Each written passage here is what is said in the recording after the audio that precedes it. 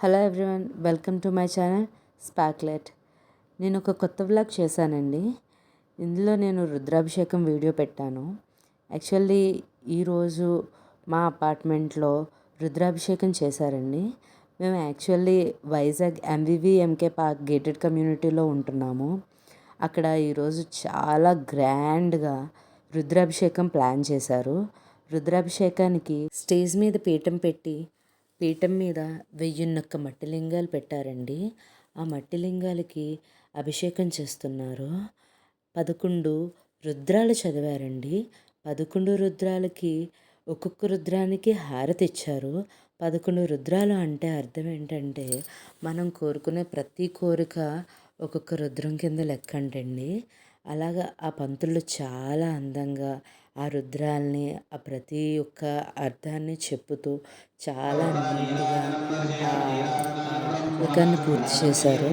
ప్రతి రుద్రం తర్వాత వీడియోలో చూపించినట్టు హారతి ఇచ్చారండి.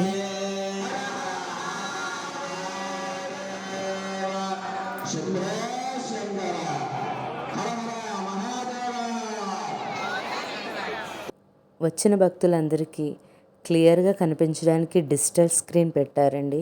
అక్కడ చేసే అభిషేకం అంతా డిజిటల్ స్క్రీన్లో చాలా క్లియర్గా కనిపిస్తుంది.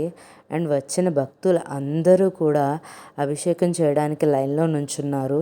ఇక్కడ వీళ్ళు పాలు కూడా ప్రొవైడ్ చేశారండి. అండ్ అక్కడ శివలింగం మీద ప్రతి ఒక్క భక్తులకి పాలు వేయడానికి అవకాశం ఇచ్చారు. అభిషేకం చేస్తున్నప్పుడు గోత్రనామాలు చెప్పారండి పంతులు. మొత్తం 11 మంది పంతులు వచ్చారండి రుద్రాభిషేకం చేయడానికి. చాలా చక్కగా రుద్రాభిషేకం ఒక మహత్యం చాలా అందంగా వాళ్ళు తెలియజెప్పారండి. ఇక్కడ చేసే ప్రతి ఒక్కదానికి ఒక్కొక్క అర్థం ఉంటుందని చెప్పారండి.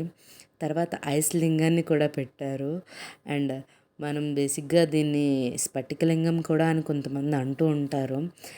ఇది కూడా చాలా అందంగా చాలా చూడ్డానికి బాగుందండి. దీనిని ఏకతో లింగ భద్ర మండపం అని అంటారండి.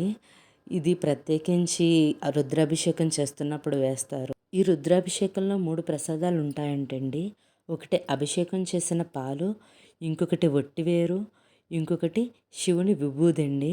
ఈ ఒట్టివేరుని మనం ఇంట్లో కానీ లేకపోతే బీరువాలో కానీ పెట్టుకోవచ్చు అంటండి. ఇది మనకి చాలా మంచిదంటండి. మంచి జరుగుతుందంట. వాస్తుపరంగా చెడు గట్ట ఏమీ జరగకుండా ఉంటుందంట. తర్వాత 1001 దీపాలతో శివలింగాన్ని పెట్టండి. వచ్చిన ఆడవాళ్ళ అందరూ దీపాలు వెలిగించారండి.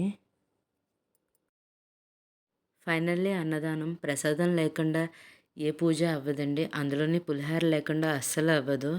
దాంతో చక్కెర పొంగలి, ఉప్మా, స్వీట్స్ కూడా పెట్టారండి. ఇవన్నీ కమిటీ మెంబర్స్ చాలా బాగా ఆర్గనైజ్ చేశారండి. ఇంత హ్యూజ్ రేంజ్లో ఒక ఈవెంట్ని ప్లాన్ చేయాలంటే చాలా కష్టమండి. కానీ కమిటీ మెంబర్స్ చాలా బాగా ప్లాన్ చేశారు. ఆ హార్డ్ వర్క్ అంతా ఈరోజు జరిగిన ఈ రుద్రాభిషేకంలో చాలా క్లియర్గా కనిపిస్తుందండి. ప్రతిదీ చాలా చక్కగా పంతుల్లో అర్థం చెప్పి మరీ రుద్రాభిషేకం చేశారు. నేను చాలా హ్యాపీగా ఫీల్ అయ్యానండి. ఇలాంటి ఈవెంట్స్ జరగడం వల్ల పిల్లలందరికీ కూడా ఈ రోజుల్లో మన ఇండియన్స్లో ఉండే ప్రత్యేకత తెలుస్తుందండి. మన తెలుగు వాళ్ళు చేసుకునే పూజలు ఇవన్నీ కూడా ఇలాంటి ఈవెంట్స్ వల్లే తెలుస్తాయి. ఇలాంటి ఈవెంట్స్ని ఇంకా ఇంకా ఇంకా ఎంకరేజ్ చేయాలి. Thanks for watching.